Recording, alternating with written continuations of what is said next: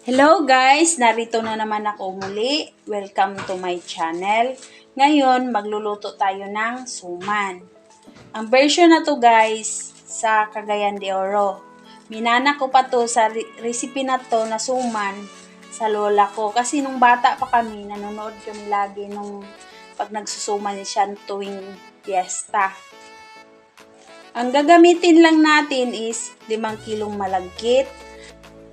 Tapos, 10 nyog. Pinapiga ko na siya guys para hindi na ako mahirapan. Ang equivalent sa guys, ang equivalent sa 1 kilo sa 1 kilong malagkit, 2 nyog para hindi mapapanis, madaling mapanis yung suman. Next, asin. Gagamit tayo ng asin, white sugar, at luya. Ang una natin gawin, tatakalin lang natin yung malagkit guys.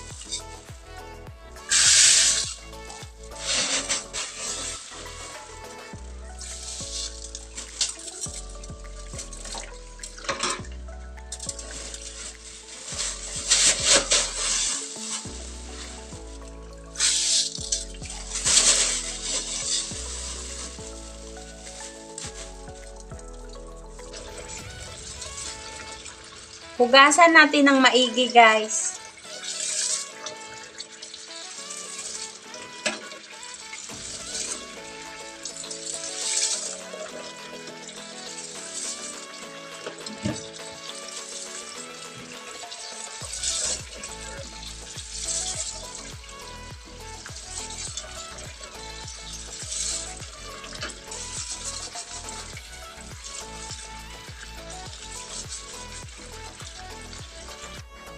Ang next natin gawin guys, takalin lang natin yung gata. Kung ano ang takal ng malagkit, ganon din ang gata.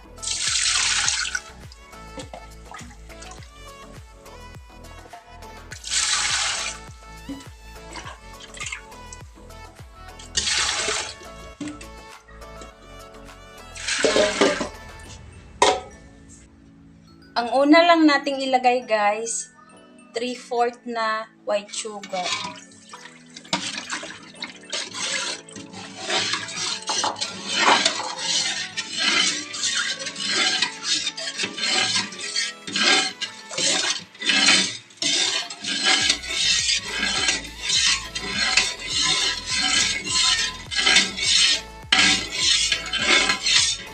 Tapos, isa't kalahating kutsarang asin.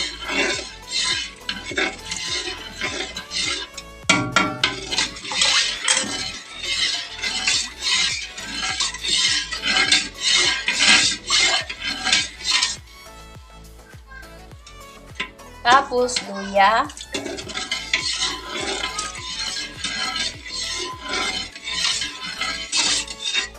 Kailangan mag-balance yung lasa niya guys. Ang tamis at saka alat.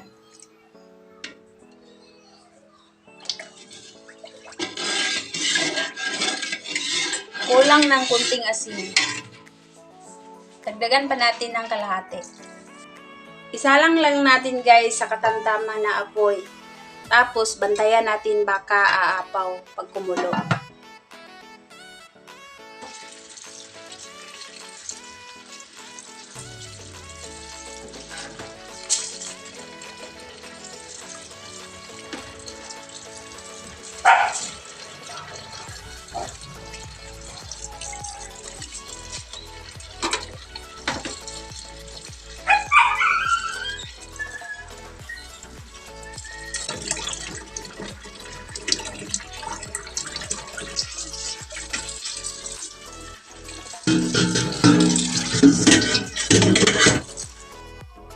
Pag malapit ng kumulo guys, halo-haloin lang natin.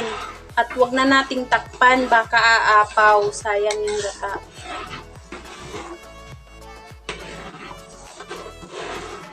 Pag kumukulo na siya guys, di lang natin siya iiwanan kasi aapaw talaga yan pag hindi mo siya hinahalo. Hahaluin lang natin lagi. Tapos kaya tamtaman lang ang apoy. Tingnan nyo guys, oh, umaangat siya. Kasi pag hindi niya yan, malingat lang kayo niya ng konti, aapaw yan at aapaw. Kailangan lang siya haluin siya ng haluin.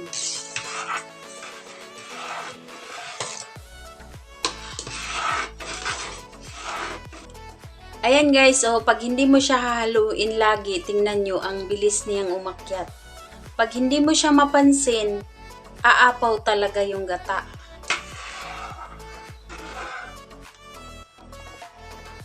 Ayan na guys, pwede nang ilagay natin yung malagkit. Pag sa tingin nyo yung medyo nagmamantika na siya konti, ilagay na natin. At bawasan natin yung gata guys. Kasi mamaya, pag hindi mo siya babawasan yung gata, aapaw yan pag maglagay ka na ng malagkit.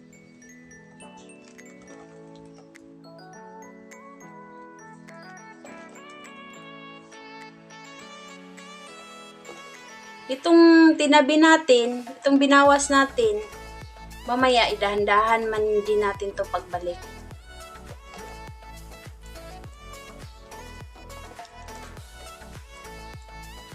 Pwede man to guys pag diretsuhin nyo lang, hindi na kayo magbawas pag malaki ang kaldero.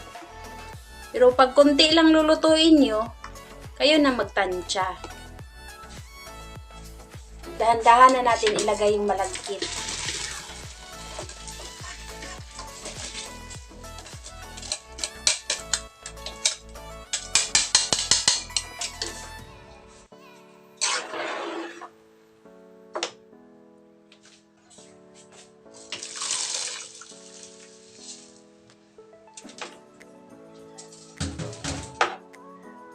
Tignan nyo guys, oh. Tapos halo-haloin nyo. Pinatay ko yung apoy guys ha, para hindi muna siya maano.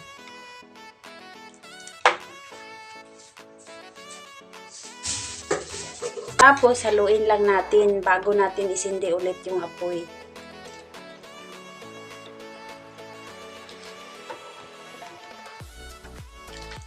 Pag hindi mo yan siya hinalo, magtututong yan, madali yan siyang magtutong.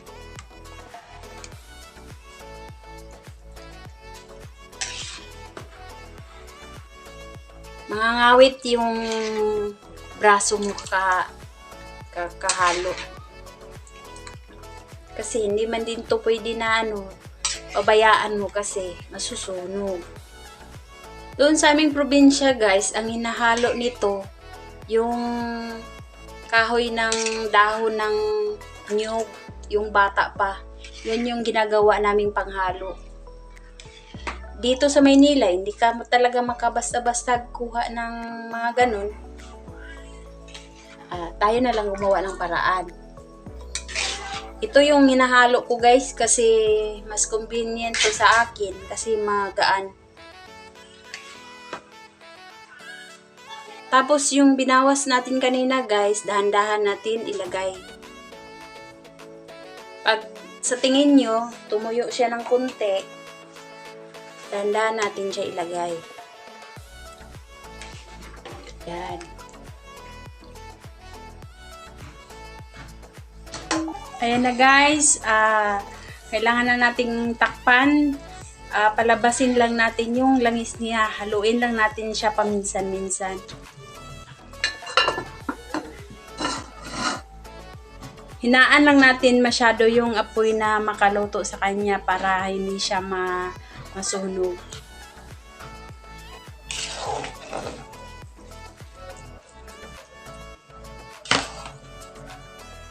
Ayan na guys, magbalot na tayo. 2 oras ko siyang niluto sa mahina na apoy.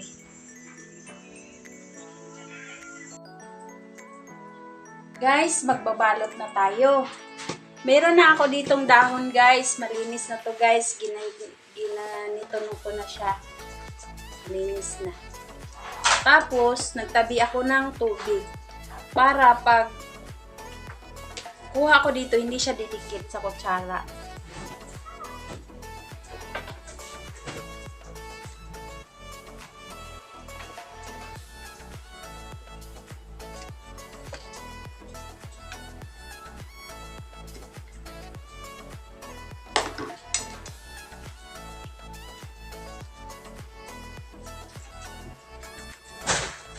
Ganito lang guys, oh.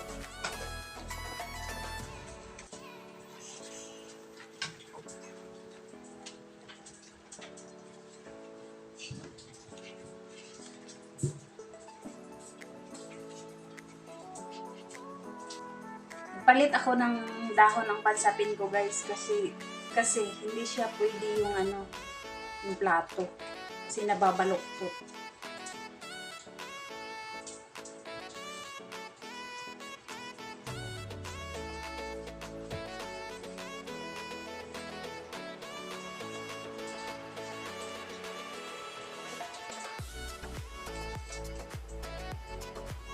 Press mo dito para masiksik yung mga gilid-gilid.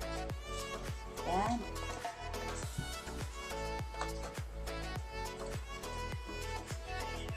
Kailangan talaga natin itong i-ganon siya guys para hindi siya pag maluto na siya, hindi siya yung buo.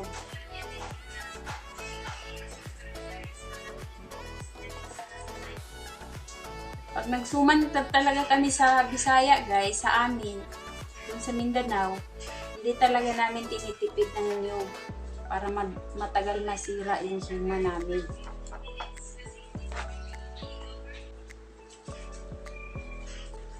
Tingnan nyo guys, oh, naglalangis siya.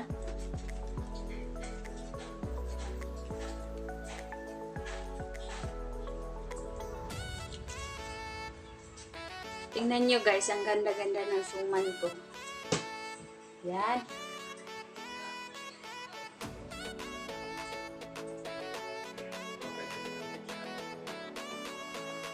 Ayan na guys, tapos na nating itali.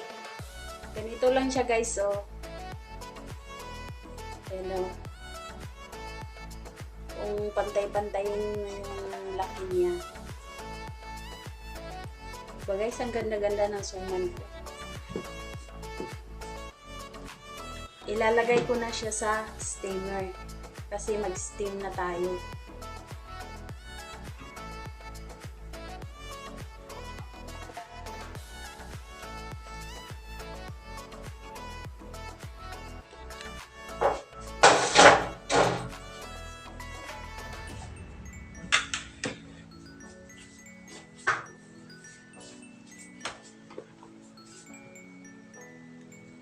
Ito na yung pangalawa guys.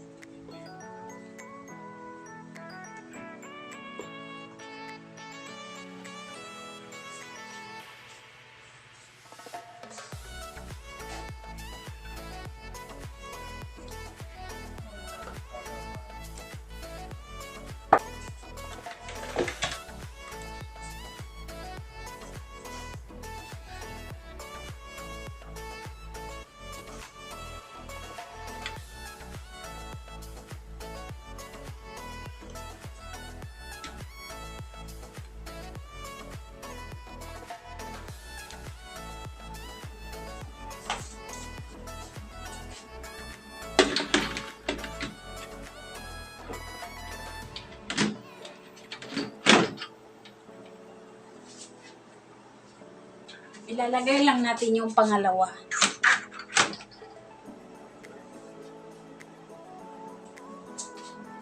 Pakuluan natin guys ng 2 oras. Pero titingnan pa rin natin kung i-check natin kung okay na ba. Yan. 3 oras ko siyang in-steam. Yan, ang ganda-ganda niya guys, oh. Pero titingnan nyo pa rin siya guys kung titikman kung 2 oras, pwede naman din pagluto na yung niya, wala na yung manigas-tigas.